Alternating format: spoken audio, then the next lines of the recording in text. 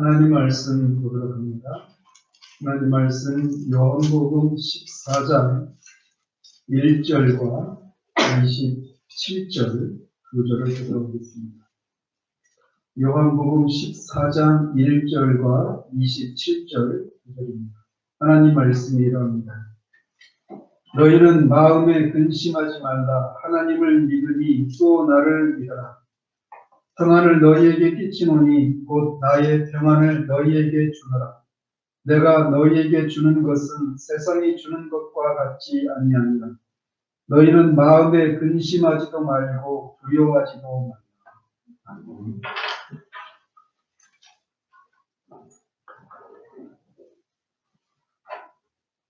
이번 주가 벌써 우리가 이렇게 온라인으로 가정에서 예배를 드리는 게 3주째입니다.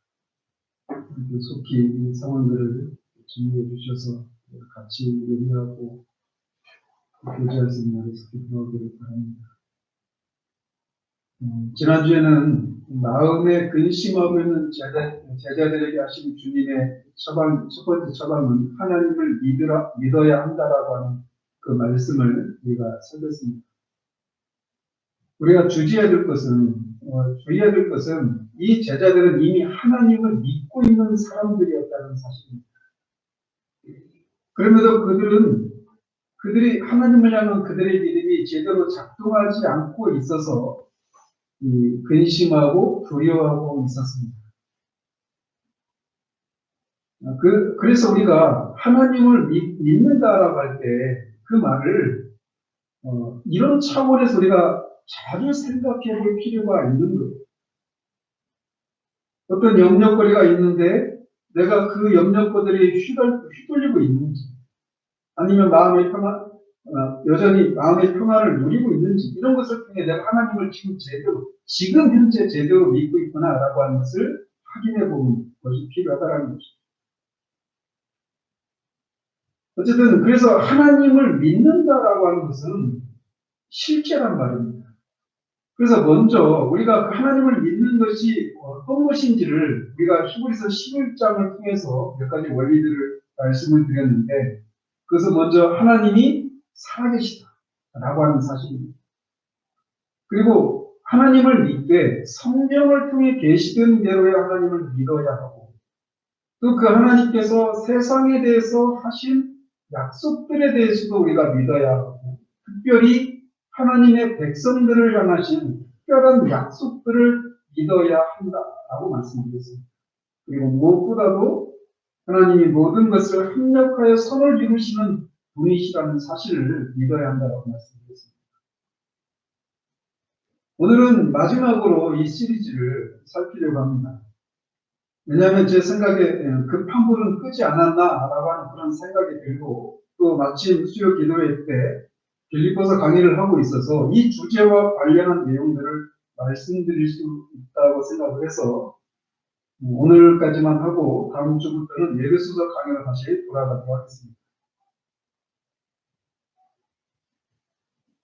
제자들은 그토록 3년 동안이나 동고동락하면서 어떤 어려움이 있을 때마다, 어떤 필요가 있을 때마다, 어떤 이해되지 않는 어떤 문제들이 있을 때마다 주님께 달려가서 묻고, 그렇게 주님으로부터 어떤 도움을, 그때마다 도움을 받고, 그래서 전적으로 주님을 의지하며 살았던 상황이었는데, 이제 주님이 자신들을 떠나실 것이라는 얘기를 듣고 깊은 근심과 두려움에 빠지게 되었습니다.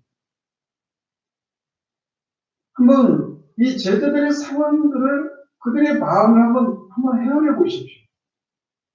여러분이 만약 전적으로 의지했던 사람이 있어요. 그리고 여러분이 그것도 깊이 그분을 사랑했던 사람인데, 그분을 떠나보낸다라고 하는 현실을 직면했을 때 사람이 깊이 낙심하고 두려워하는 것은 인지상정입니다. 제 밑에 동생이 제 매제가 49에 교통사고로 먼저 세상을 떠났는데, 장례를 치르면서 계속 우는 게 그거예요. 나 이제 어떻게 살아? 나 이제 어떻게 살아? 그때가 제 여동생이 45인가? 그랬어요. 아이들은 내시는 자신이 의지했던 사람을 떠나보내는 것. 그런 상황 앞에서 두려워하고 근심하고 염려하는 것은 인지상정이에요. 그런 면에서 제자들의 이 모습은 지극히 인간의 자연스러운 모습을 보여주고 있는 것이라고 할 수 있습니다. 그런데 주님은 모든 인간이 자연스러운 모습, 자연스럽다고 생각하는 그런 삶 이상의 삶이 가능하다고 말씀하고 계신 거예요. 그리고 그 삶을 위해서 필요한 첫 번째는 뭐냐? 하나님을 믿는 것이, 믿어야 한다라고 말씀하신 겁니다. 그리고 나서 곧장 또 나를 믿으라 라고 말씀을 하고 계십니다. 인간이 겪는 가장 큰 슬픔과 낙심이 되는 것이 있다라면 바로 사별의 아픔일 것입니다. 우리가 지금 방금 전에도 기도했지만 우리나라를 비롯해서 지구촌 곳곳에서 이 코로나 바이러스로 예기치 않은 사별의 아픔을 겪고 있는 사람들이 걷잡을 수 없이 많아지고 있습니다.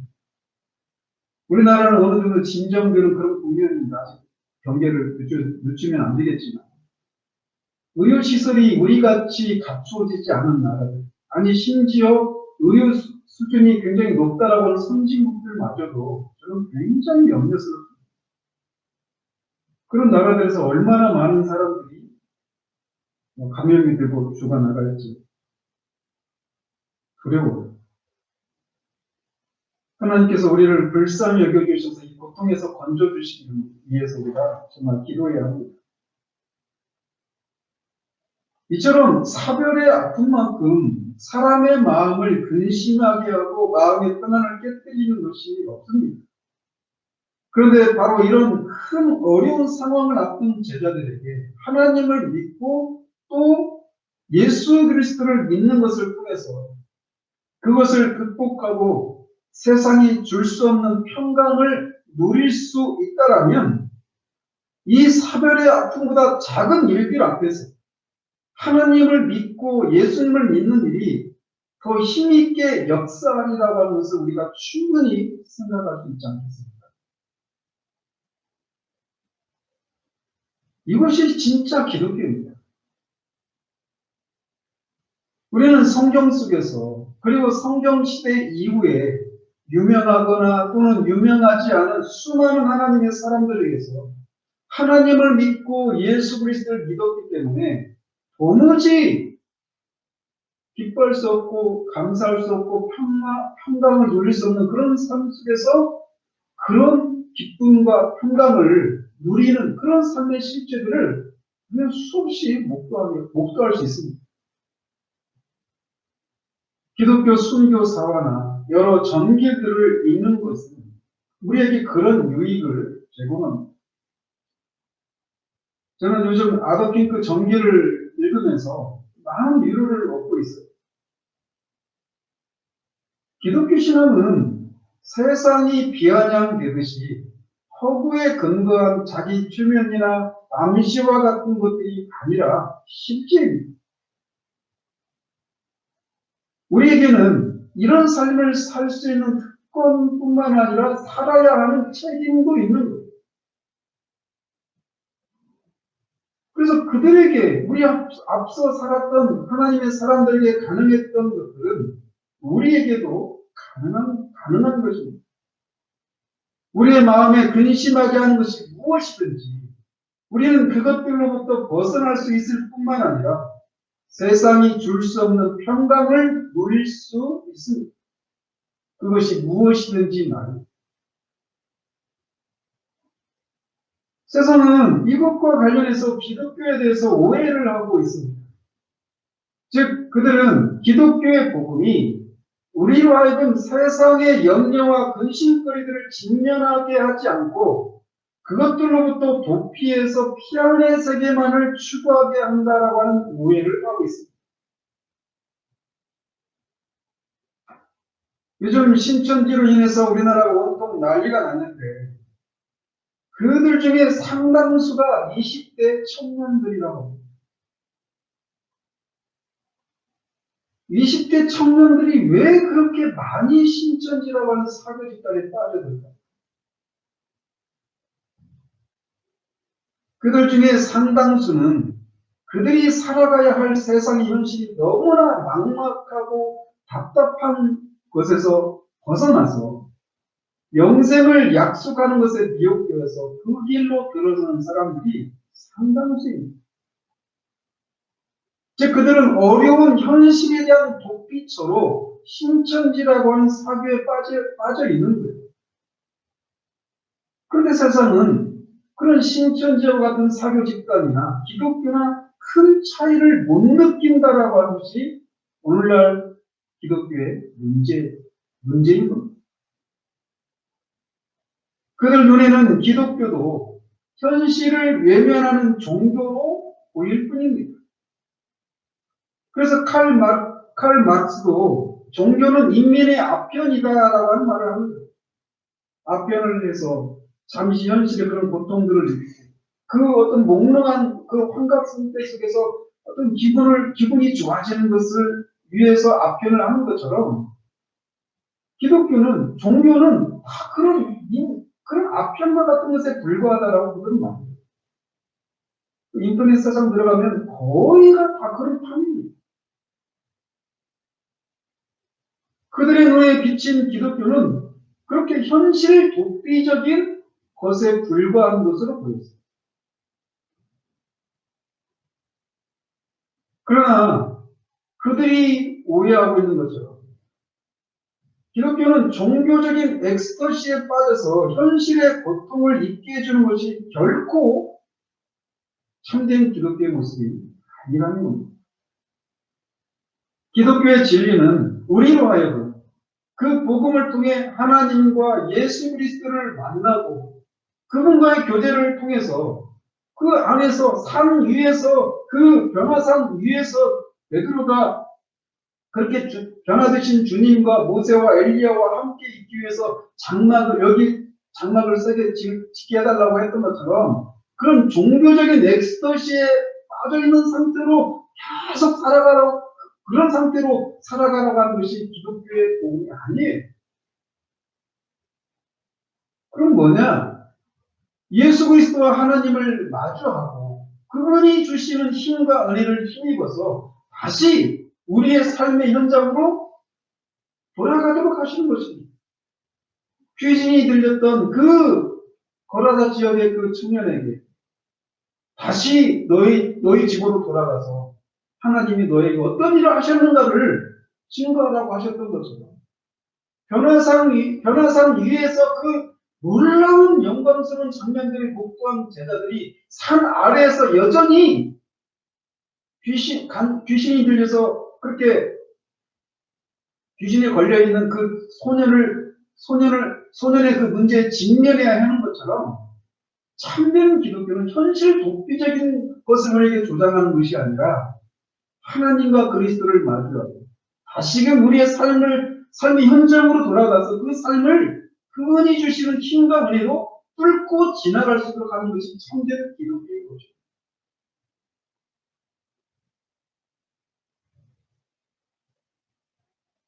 세상이 이런 모습을 흔하게 보지 않기 때문에 세상은 사교나 기독교나 별반 다를 것이 없는 것처럼 생각해요. 우리 입장에서는 억울하죠. 그런데 세상은 우리가 말하는 것보다 우리의 삶의 모습을 더 중시한단 말이에요. 그래서 빌립보서 강의를 시작하면서도 말씀을 드렸던 이유가 바로 거기에 있는 거예요. 우리에게 이런 것을 누릴 수 있는 특권이 있을 뿐만 아니라 책임도 있는 겁니다. 세상을 위해서 말이에요.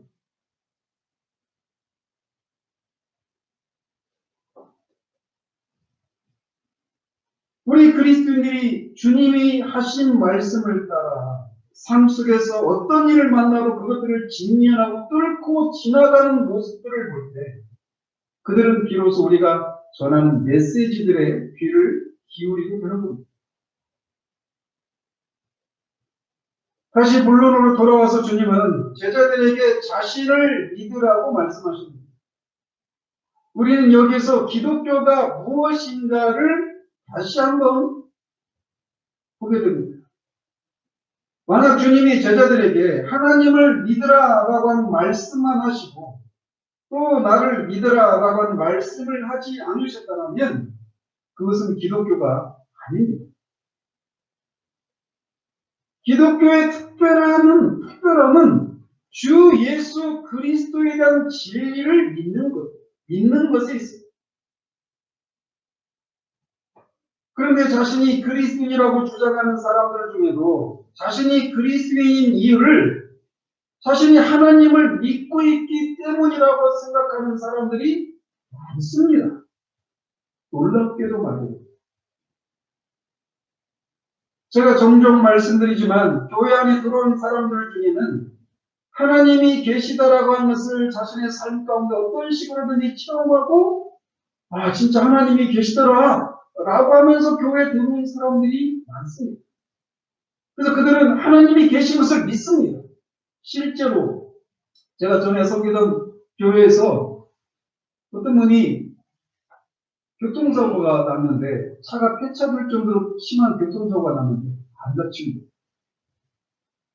그래서 놀래서 진짜 하나님이 계시구나 라고 하면서 교회에 들어왔다고 하는 분을 제가 본 적이 있습니다. 또는 어떤 식으로든 어떤 영적인 체험을 했다든지 기도에 대한 응답을 경험했다든지 하는 이야기들을 하면서 자신이 그리스도인이라고 생각하는 사람들이 있습니다. 그러면서도 그들은 그리스도에 관해서는 말하지 않아요. 그러나 그런 것은 그리스도인이라고 말하기에는 충분하지 않습니다.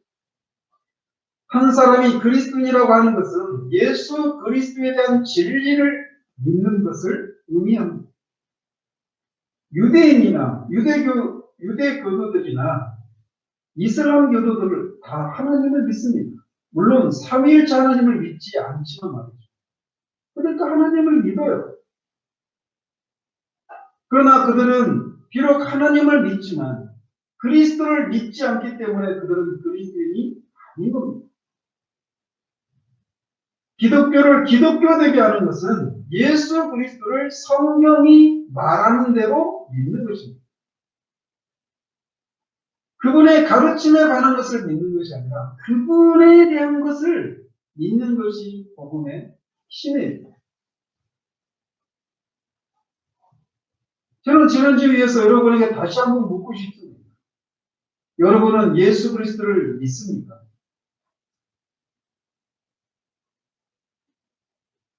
이 문제와 관련해서 제가 묻고 있는 거예요. 여러분은 예수 그리스도를 믿습니까? 그렇다면 여러분은 과거에 일어난 어떤 일들 때문에 염려하지 않고 있습니까? 또는 현재의 일이나 장래에 일어날지도 모르는 일 때문에 근심하거나 마음의 평안을 잃어버리지 않고 있습니까? 그것이 건강의 문제이든 경제적인 어려움이든 코로나 바이러스와 같은 전염병이든 살아가는 사람들과의 이별이든 그것이 무엇이든 말이에요. 이미 일어난 일이든 지금 일어나고 있는 일이든 아니면 앞으로 일어날지도 모르는 그런 일들을 생각할 때 그 현실들 앞에 섰을 때 여전히 여러분의 마음이 요동하지 않고 근심하지 않고 두려워하지 않고 마음의 평강을 누리고 있느냐라고 하는 질문 앞에 예 그렇다라고 말할 수 있느냐고 제가 돌려서 묻는 거예요. 이들은 하나님을 믿고 있는 사람들이었습니다. 예수님을 어떤 면에서 믿고 있는 사람들이었단 말이에요. 그런데 염려하고 있어요. 두려워하고 있어요. 마음의 평강이 깨져버렸어요. 그런 그들에게 예수님이 하나님을 믿으라, 예수님을 믿으라 라고 하고 계신 이 말씀을 우리는 진지하게 생각해야 됩니다. 나 예수 믿고 구원 받았지. 이런 차원에서 예수를 믿느냐고 지금 묻고 있는 게 아니에요.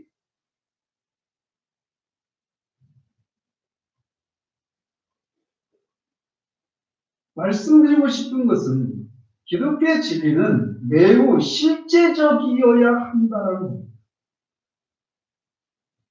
영적 침체라고 하는 책에서 레이준스가 끊임없이 던지고 있는 질문이 무엇이냐면 예수 믿는 것 도움이 되십니까? 예수 믿는 것이 여러분이 처한 그런 이런저런 상황들 가운데 도움이 되고 있는지 끊임없이 묻고 있어요. 만약 예수 믿는 것이 도움이 되고 있다면 우리가 하나님이 계시지 않는 것처럼 예수님이 계시지 않는 것처럼 계셔도 그분들이 우리에게 아무런 도움도 되지 않는 것처럼 어떤 우리 영혼이 침체 가운데 있어서는 안 된다라고 말하고 있는 거예요. 영적인 침체 가운데 있다라고 하는 것은 예수를 믿는 것이 우리에게 그 현재적으로 실제적으로 도움이 되지 않고 있다라고 하는 것을 말해주고 있기 때문에 우리 이것은 끊임없이 그런 질문을 던지는 거예요. 예수 믿는 게 도움이 되십니까? 어떤 아주 어린 수준에 있는 사람은 예수 믿었더니 내가 병이 나았어요. 뭐 사업이 형통하게 되었어요. 이런 수준의 문제 질문을 하고 있는 게 아니에요. 분명히 근심할 수밖에 없고 두려워할 수밖에 없는 그런 상황인데 예수를 믿는다라고 하는 그 사실 때문에 우리가 그 두려움에 삼켜버려지지 않고 평강을 누리고 있는지 그런 차원에서 예수 믿는 것이 도움이 되는지를 묻고 있는 겁니다. 그러면 우리는 우리의 삶을 돌아보면서 이런 질문들을 끊임없이 던져야 하는 거예요.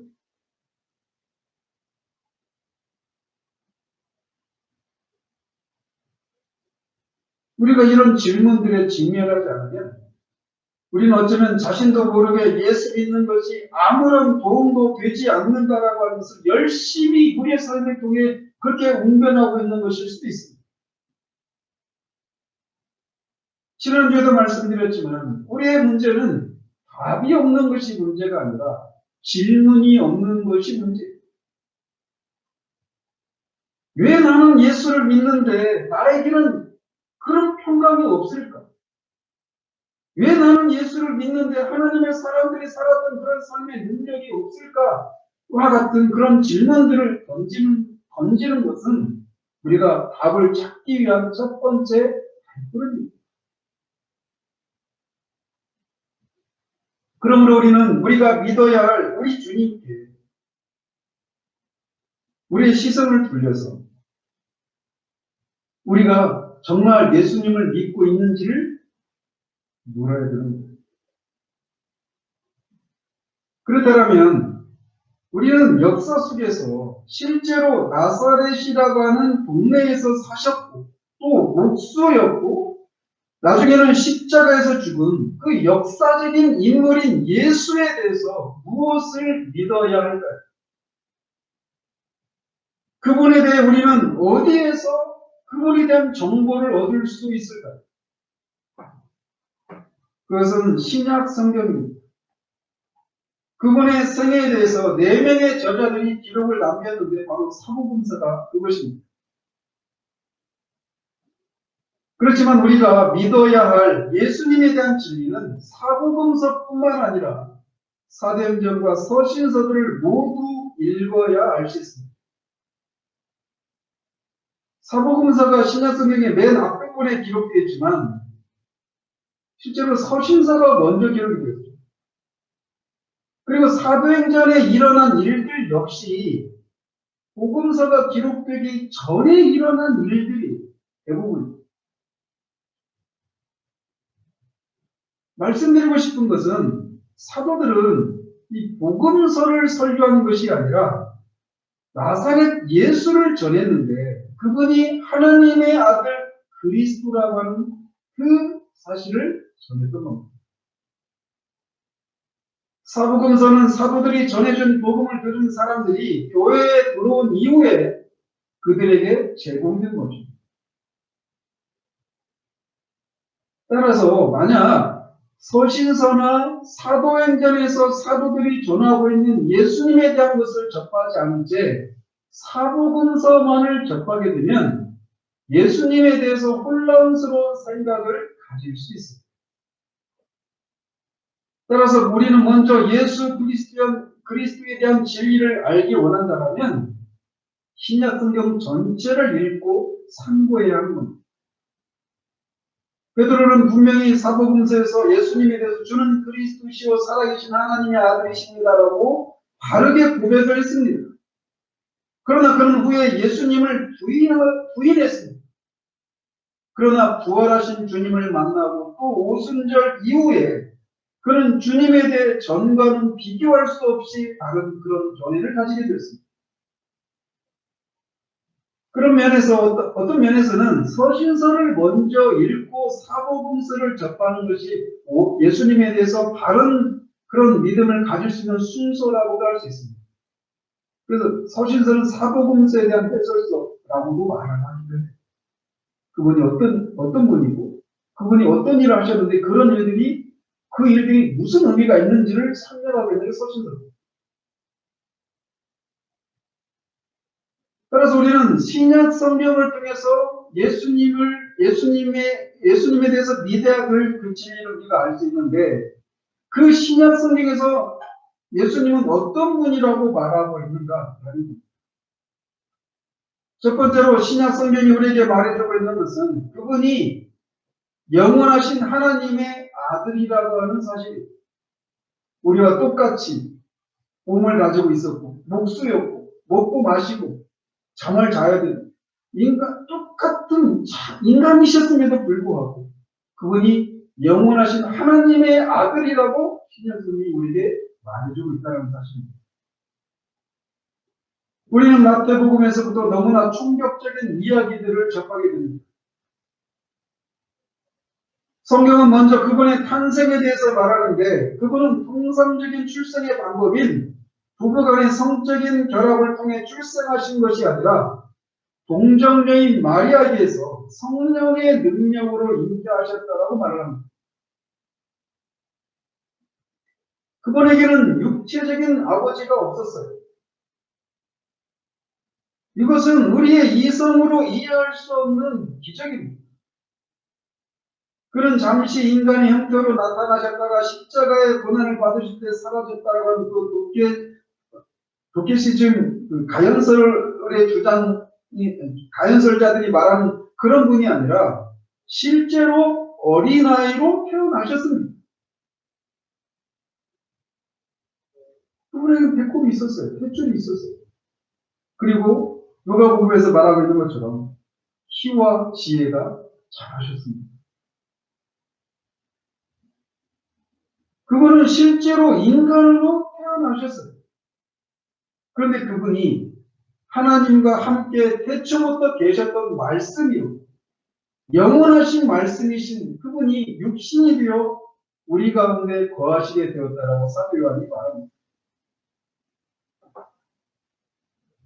우리가 마음의 평안을 얻기를 원한다면 먼저 우리는 신약 성경이 말하는 대로 유대 땅 나사렛에서 살다가 십자가에 죽으신 예수가 그 인간 예수가 영원하신 하나님의 성육신하신 영원하신 하나님의 아들이라고 하는 이 사실을 우리는 믿어야 하는 거예요. 여기가 평안에 이르는 첫 번째 발걸음입니다. 또한 사복음서에 기록된 대로 그분이 자신에 대해서 하신 말씀들을 우리는 믿어야 합니다. 그분은 자신에 대해서 무엇라고 말씀하셨는가? 그분은 자신을 메시아, 곧 그리스도라고 선언하셨습니다. 특별히 누가복음 4장에 보면 어느 안식일의 회당에서 이사야 61장 1절 2절을 낭독하시고 이 글이 오늘 너희 귀에 응하였느니라 라고 말씀하셨습니다. 근데 그 이사야 61장 1절부터 이렇게 되어 있어요. 주의 성령이 내게 임하셨으니 이는 가난한 자에게 복음을 전하게 하시려고 내게 기름을 부으시고 나를 보내사 포로된 자에게 자유를 눈먼 자에게 다시 보게 함을 전파하며 눌린 자를 자유롭게 하고 주의 은혜의 예를 전파하게 하시리라 라고 그랬습니다. 또 마태복음 13장 16절 17절에서는 자기가 하고 있는 것을 보는 눈과 가르치는 것을 듣는 귀가 복이 있다라고 하시면서 구약 백성들과 선지자들이 그렇게도 보기를 원했고 듣기 바랬던 그 메시아가 자신이심을 확실하게 말씀하셨습니다. 또 마태복음 22장 42절 45절에서는 메시아가 통상적으로 생각하듯이 다윗의 후손이 아니라 그의 주님이라고, 다윗의 주님이기도 하라고 말함으로써 메시아는 다윗의 후손으로만 온 존재가 아니라 하나님의 성육신임을 밝히십니다. 즉 그분이 메시아이심을 예수님이 친히 말씀하셨는데 우리는 그분이 메시아이시다, 그리스도시다라고 하는 것을 믿어야 하는 거예요. 이것을 믿지 않으면 우리는 마음의 평안을 얻을 수가 없는 겁니다. 이렇게 예수님은 자신이 메시아이심을 선포하셨을 뿐만 아니라 자신이 하나님의 아들이심을 선포하셨습니다. 예수님은 자기를 하나님의 아들이심을 밝히시고 아들이기 때문에 아버지를 계시하여 계시해서 알게 할 수 있다라고 마태복음 11장 27절에서 주장하셨습니다. 하나님을 계시하고 알게 하는 것은 하나님의 성육신인 아들만 할 수 있다고 그렇게 주장하셨는데 그 주장처럼 그분은 보이지 않는 하나님을 계시하셔서 알게 하시는 하나님의 아들이시라고 하는 그분의 주장을 우리가 믿어야 마음의 평안을 얻을 수 있는 거예요. 이렇게 주님은 자신이 하나님의 아들 그리스도 메시아이심을 밝히시고 이 사실은 그분이 결국 하나님이심을 드러내신 거죠. 그리고 나서는 자신에게 여호와 하나님에게 붙이는 그 호칭을 자신에게도 적용하셨습니다. 예를 들면 아도나이라고 하는 이 구약의 이 호칭이 여호와 하나님에게 적용되었던 호칭이었습니다. 아도나이가 주님이라고 하는 뜻입니다. 주라고 하는 뜻인데 근데 이 호칭을 자신에게 그분의 사역 초기에서부터 적용하셨어요. 그렇게 하면 마태복음 7장에 나를 주여 주여 하는 자들이 다 천국에 들어가는 것이 아니다라고 말하면서 자신이 주이심을 간접적으로 드러내십니다. 또 유월절에 한 번도 타지 않은 나귀를 제자들을 시켜서 가져오러 갈 때 주인이 만약에 왜 가져가느냐고 물으면 주께서 쓰시겠다라고 대답하라고 말씀하십니다. 주님은 이렇게 그 주라고 하는 표현이 구약의 여호와 하나님의 호칭이었던 아도나이와 똑같은 말이란 말이죠. 그렇게 자신을 여호와 하나님과 동일하신 분이라고 하는 여호와 하나님이라는 사실들을 이렇게 아도나이라고 하는 호칭을 하려고 필요했습니다. 이 호칭을 주라고 하는 호칭을 자신에게 적용하셨다라는 겁니다. 또 방금 말씀드린 대로 자신은 그냥 다윗의 후손인 메시아가 아니라 다윗의 주님이라고 주장하셨습니다.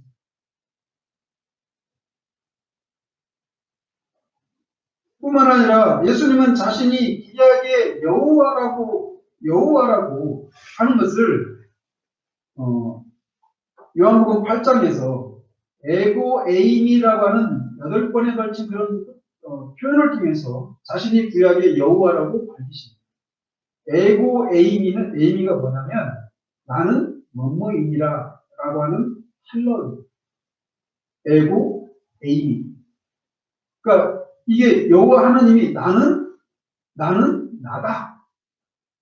이런 표현이잖아요. 그 구약의 그 여호와라고 하는 표현이 그런 의미라고, 그런 표현이라고. 근데 그 구약의 야훼에 해당되는 그 표현에 해당되는 그 구약의 야훼라고 하는 그 표현과 헬라어로 똑같은 의미가 뭐냐면 에고 에임이란 말. 나는 세상의 빛이다. 그래서 에고 에임이라고 하는 이런 표현을 통해서 나는 여호와다라고 간접적으로 말씀하고 계신 겁니다. 이렇게 구약의 여호와 하나님의 성육신이 자신이심을 지시하시기 위해서 인자란 호칭을 자기에게만 전유적으로 적용하셨습니다. 또한 예수님은 자신이 성육신하신 하나님이심을 증거하기 위해서 자신이 성전보다 더 큰 분이라고 주장하셨습니다. 우리가 알다시피 성전은 하나님이 계신 곳입니다. 따라서 성전을 욕하는 것은 바로 하나님을 욕하고 해방하는 거예요. 스데반 집사가 모함을 받았던 게 바로 그거잖아요. 성전을 모욕했다. 하나님을 모욕했기 때문에 돌을 맞아 죽는 거예요. 신성 모독죄를 맞아. 그런데 바로 그 성전보다 자신이 더 크다고 말씀하심으로써 자신이 그 성전에 거하시는 하나님이심을 간접적으로 증거하십니다.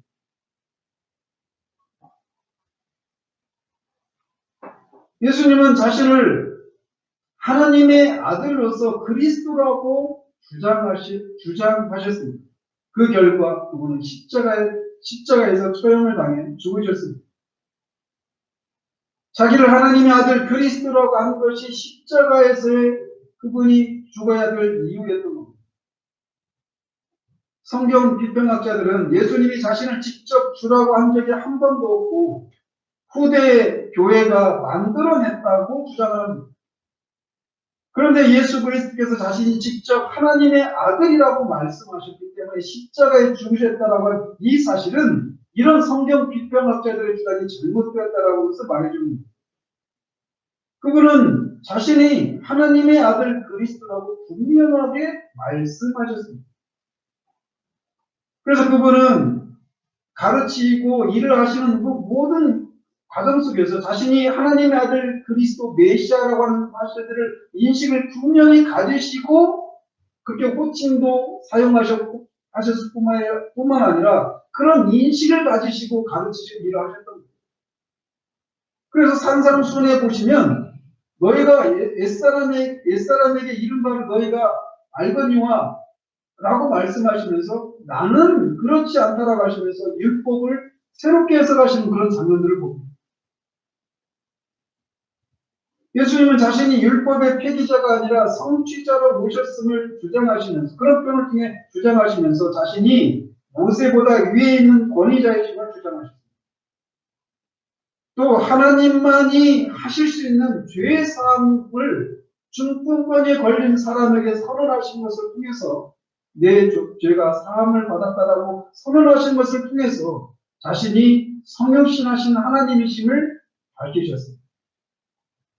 또한 죄와 율법의 명예에서 해방을 시키실 분으로 자신을 선포하심으로써 자신이 메시아이심을 밝히셨습니다. 그래서 우리가 매 예배 때마다 수고하고 무거운 짐진 자들아 다 내게로 오라 내가 너희를 쉬게 하리라고 말씀하실 수 있었던 겁니다. 또 그분은 자신이 안식일의 주인이심으로 창조주의심을 선언하시기도 하셨습니다. 이럴 때 신약 성경이 예수님에 대해서 말하고 있는 그 진리를 믿을 때, 그분 인격 자체에 대해서 성경이 말하고 있는 것을 믿을 때, 그래서 우리는 마음의 평안을 얻을 수 있는 첫걸음을 떼는 거예요. 이렇게 그분의 인격에 대해서 성경이 말하는 대로 믿어야 마음의 평안을 얻을 수 있습니다. 뿐만 아니라 우리는 예수님이 하신 일에 대한 성경의 진술을 믿어야 마음의 평안을 얻을 수 있습니다. 예수님은 이렇게 자신에 대해서 방금 우리가 밝힌 그런 진술들을 하셨을 뿐만 아니라 그분이 하신 일을 통해서도 자신의 선언과 주장이 허구가 아님을 드러내셨습니다. 먼저 그분은 여러 가지 이적들을 행하시고 병자를 고치시고 귀신을 쫓아내시는 것을 통해 자신이 성육신하신 하나님의 아들 그리스도이심을 드러내셨습니다. 만약 우리가 마음의 평안을 누리기를 원한다면 우리는 성경이 말하고 있는 이와 같은 진술들이 사실임을 믿어야 하는 것. 예수님이 행하신 여러 가지 이적들이야말로 그분이 하나님의 아들이심을 증거하는 것들이기 때문에 그렇습니다. 그래서 주님은 제자들에게 내가 하는 말을 못 믿더라도 유대인들에게 그렇죠. 너희가 내가 하는 말을 못 믿더라도 내가 한 일을 보고 나를 믿으라고 말씀하셨던 이유가 바로 그분이 하신 일은 그분이 성육신하신 하나님의 아들 그리스도라고 하는 것을 말해주는 것이기 때문에 이런 여러 가지 이적들, 이것은 그분이 성육신하신 하나님의 아들 그리스도라고 하는 것을 말해주는 것입니다. 그러나 무엇보다도 그분이 십자가에서 죽으시고 무덤에 갇히셨다가 죽은 자 가운데서 다시 살아나신 일이야말로 그분이 하나님의 아들이심을 분명히 드러내는 것입니다. 그래서 사도 바울은 성결의 영으로는 죽은 자들 가운데서 부활하사 능력으로 하나님의 아들로 선포되셨으니 곧 우리 주 예수 그리스도시니라라고 말했던 겁니다. 또한 승천하셔서 하나님의 보좌 우편에 앉아 계시고 또 오순절에 성령을 교회에 보내신 것 또한 그분이 하나님의 아들이심을 선포하는 일들입니다. 따라서 우리가 마음의 평안을 얻기를 바란다면 바로 예수 그리스도께서 이런 일을 하셨다라고 하는 것을 믿을 때 가능한 것입니다. 왜 이렇게 예수님의 인격과 그분이 하신 일을 믿는 것이 우리의 마음의 평안을 가져다 주는 것일까요? 하나님의 아들이 죄와 슬픔이 많은 이 세상에 오셨다라고 하는 것은 우리가 이 세상에 홀로 던져진 존재가 아니라고 하는 것을 말해주는 것이기 때문에 그렇습니다. 우리는 하나님의 지극한 사랑과 관심의 대상들이라고 하는 것을 이 하나님의 아들이신 분이 성육신하셔서 하셨던 일들이 우리에게 우변하고 있는 거랍니다. 그래서 하나님이 세상을 이처럼 사랑하사 독생자를 주셨다라고 사도 요한이 말하는 겁니다. 하나님이 세상을 사랑하신 증거가 무엇이냐? 그분의 독생자를 주신 거예요. 우리가 이 땅에서 일어나는 어떤 일들로 인해서 마음에 근심하고 평안을 잃어버리는 이유는 마치 그런 일들을 우리가 혼자서 감당해야 할 것 같은 외로움과 두려움 때문에 그렇습니다. 그 일들은 우리가 처리하기는 너무나 감당이 안 되는 그런 일들인데 혼자서 그 일들을 해야만 하는 그렇게 버려져 있다라고 하는 그 인식이 우리를 근심하게 하고 두려워하게 하는 거예요. 마치 떠나시겠다고 하는 제자들이 두려워하는 것이 바로 그런 이유 때문에 그렇죠. 이제 어떤 어려움이 있을 때 우리는 어떻게 해야 되는가? 주님이 떠나버리시니.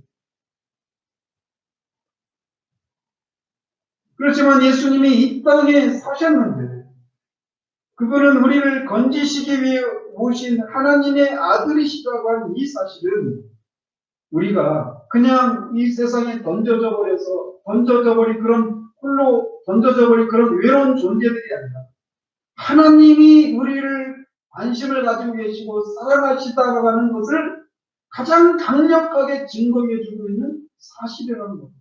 그래서 그분이 하나님이 보내신 성육신하신 하나님의 아들이시구나 그리스도시구나 라고 하는 것을 믿을 때 내가 지금 겪고 있는 이 문제들은 나 혼자 떠안아야 될 그런 문제들이 아니라 나를 사랑하시는 그분의 아들을 보내신 그 하나님이 나의 그 상황들을 관심을 갖고 계시고 지켜보고 계시는 문제라고 하는 사실들을 아는 것에서 우리가 근심과 두려움이 사라질 수 있게 된다는 거죠.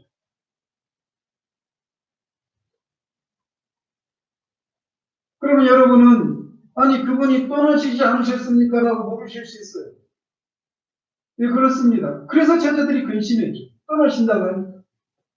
그분은 승천하셔서 분명히 하나님 우편에 앉아 계십니다. 그렇지만 그분은 또 다른 보혜사 성령 하나님을 보내셔서 성령을 통해 우리 안에 거하시는 분이십니다.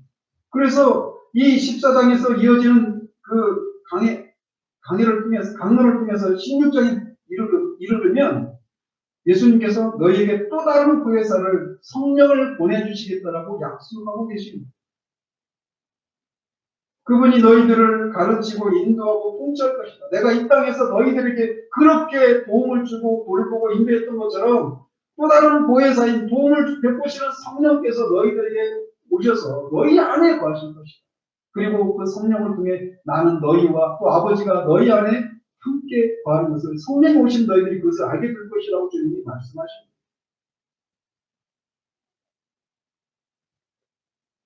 우리가 만약 하나님과 화평을 이루지 못한다면 우리는 마음의 평강을 누릴 수 없습니다. 악인에게는 결코 평강이 없다라고 하나님이 말씀하셨다고 하는 이사야 말씀 우리가 지난주에 살펴보았는데 하나님과 화평을 이루지 않는 한 우리에게는 평강을 누릴 수가 없어요. 그런데 바로 이 예수님 십자가에서 죽으심으로 우리와 하나님 사이에 화목제물이 되셔서 하나님과 우리 사이를 화평하게 하셨습니다. 그렇기 때문에 이 예수를 반드시 믿어야 하는 거예요. 예수님을 믿지 않으면 하나님과 화평을 이룰 수 없고 그러는 동안 우리는 하나님과 원수 관계로 남아 마음의 평강을 누릴 수 없는 겁니다. 그러니 성경이 말하는 대로 예수님의 인격과 그가 하신 일을 믿어야 하는 거예요. 어떤 사람들은 하나님을 믿고 싶은데 하나님은 보이지도 않고 너무 높고 멀리 계시기 때문에 하나님을 믿기 어렵다고 하는 사람들이 있습니다.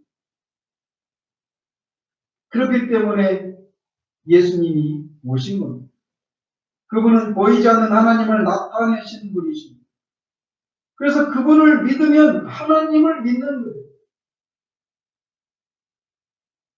그래서 제자들의 그 빌립이 주여 우리에게 하나님 아버지를 보여주십시오. 그럼 우리가 만족하겠습니다라고 하는 그런 말을 했을 때 너희가 나와 함께 이렇게 오랫동안 있었는데 아직도 아버지를 보여달라고 하느냐. 나를 본 자는 아버지를 본 자다. 나를 믿는 자는 아버지를 믿는 자라고 말씀하신 것입니다. 그러니 예수님을 믿으십시오. 그러면 여러분의 마음에 평강이 임할 것입니다. 뿐만 아니라 히브리서 기자는 이 예수님이 얼마나 인자와 자비가 풍성하신 분이신가를 우리에게 말해주고 있습니다. 우리와 똑같이 시험을 받으신 이시되 죄는 없으신 분으로 우리에게 말해주고 있습니다.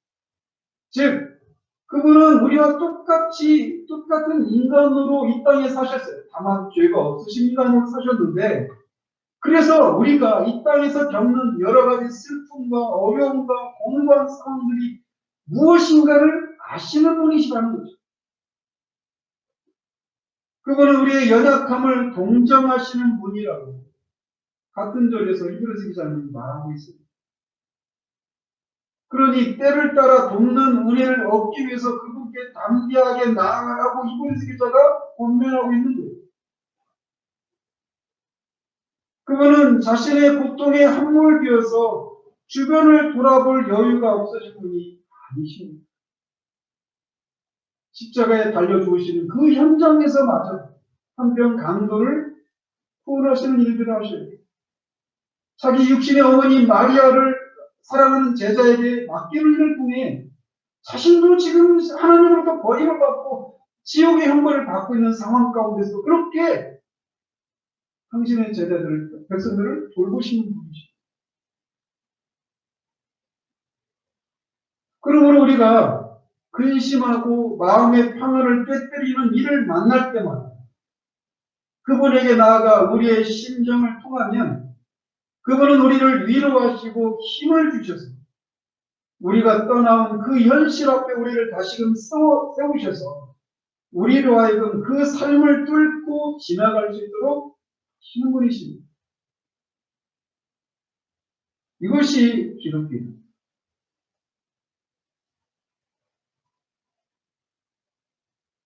주 예수를 믿으십시오. 그러면 우리는 하나님과 화목을 이루고 하나님의 도우심과 주 예수 그리스도의 긍휼과 돌보심을 모든 상황에서 맛볼 수 있습니다. 우리가 진지하게 우리의 신앙을 돌아봐야 합니다. 우리는 한 번밖에 없는 삶을 살아가는 사람들입니다. 인생에는 연습이 없어요. 오늘 우리에게 주어진 이 시간은 오늘밖에 없습니다. 열심히 오늘 살아가지고 연습을 해가지고 나중에 내가 성장하면 잘 살아야지 이거 없어요. 오늘밖에 없습니다. 한 번밖에 없는 인생을 우리가 살아가는 거예요. 그런데 똑같이 예수를 믿고 구원을 받았다고 하는데 왜 어떤 사람들은 도무지 기뻐할 수 없고 마음의 평강을 누릴 수 없는 그런 삶을 살아가는데도 왜 그 속에서 그런 삶을 직면해 있는데도 그 속에서 그런 삶에 함몰되지 않고 근심하지 않고 그런 평강을 누리는 삶을 사느냐라는 거죠. 그렇게 살지 못하는 우리들의 현실을 위해서 우리가 마음을 상해하고 하나님 앞에 내 지금 현재의 믿음이 진짜 예수를 믿는지 성경이 말하는 그 인격과 그분이 하신 일들 그 예수님을 내가 정말 믿고 있는지를 물어야 하는 거예요. 영적 침체에서 류준수가 끊임없이 질문하는 거죠. 예수 믿는 게 도움이 되십니까? 라고 하는 그 질문을 우리의 모든 상황 속에 우리가 던지고 실제로 예수 믿는 게 도움이 된다라고 하는 것을 실증하는 그런 삶을 우리가 살아야 하는 거예요. 저는 작품의 이 상황들이 우리로 하여금 그런 삶을 살아낼 수 있는 어떤 기회라고 생각합니다. 그래서 세상이 생각해보세요. 정말 온 세계가 지금 난리잖아요. 스포츠 좋아하시는 분들은 진짜 그 즐거움이 다 사라져버렸어요. 다 모든 게 중단됐어요. 사람들이 식당도 못 가죠. 여행도 못 가죠. 사람들 만나는 것조차 어려워요. 내가 혹시나 전염시킬까. 모든 게 다 중단되어 버렸어요. 그 속에서 사람들이 어떤 사람들은 못 견뎌해요. 그 많은 시간들 그런 속에서 우리가 그들에게 사는 게 무엇인가를 실증하는 것을 통해 그들로 하여금 예수를 믿는 게 진짜 우리들의 모든 상황 가운데 도움이 되는 것이구나 라고 하는 것을 드러낼 수 있는 삶을 살아야 될 책임이 저와 여러분들에게 있는 거예요. 모쪼록 하나님께서 이런 시기들을 통해서 우리 개인, 교회들이 정말 그렇게 요동할 수밖에 없는 이런 상황 속에서 너희 그런 것들을 향해서 이의를 제기하고 주님이 말씀하신 이런 삶이 있다라고 하는 것을 증거하는 것을 통해 많은 사람들이 이 기회를 통해 교회로 돌아오는 일이 있는 그런 일들에 쓰임받는 저와 우리 교회가 되게 우리 주님으로부터 축원드립니다. 기도하겠습니다. 하나님 아버지, 우리가 얼마나 가성에 젖어버린 모습으로 신앙생활을 하기 쉬운 존재인지, 그리고 얼마나 자연스럽게 눈에 보이고 감각되는 것들을 인하여서 요동하고 염려하고 근심하는 것들을 이상하게 생각하지 않고 너무나 자연스러운 것으로 생각하며 살아가기 쉬운 존재입니다. 우리가 비록 예수 그리스도를 믿어서 구원을 받았다고 받은 사람들임에도 불구하고 우리는 너무나 자주 마음을 근심하고 평강을 잃어버린 채로 살고 있음에도 불구하고 그런 것들을 이상하게 여기지 않고 그런 것들을 인하여서 마음이 상해하지도 않고 그냥 그런 것들에 그냥 함몰되어서 그렇게 염려하고 근심하고 살아가는 경우들이 많습니다. 그런 상황 가운데 있는 제자들에게 주님이 하나님을 믿으라 또 나를 믿으라 라고 하는 말씀을 통해 그들에게 이의를 제기하시고 그런 삶을 실제로 그런 상황 가운데 실제로 근심하지 않고 평강을 누리며 살 수 있는 길이 있음을 주님이 말씀하신 그 길을 우리가 알고 실제로 사는 우리 모두 될 수 있도록 주님 도와주시옵소서. 특별히 이 혼란스러운 시기에 우리 개인 또 교회가 그런 삶을 살아가며 우리의 삶을 통해 그들에게 전도하는 우리들 될 수 있도록 도우시기를 원합니다. 예수 그리스도의 이름으로 기도합니다.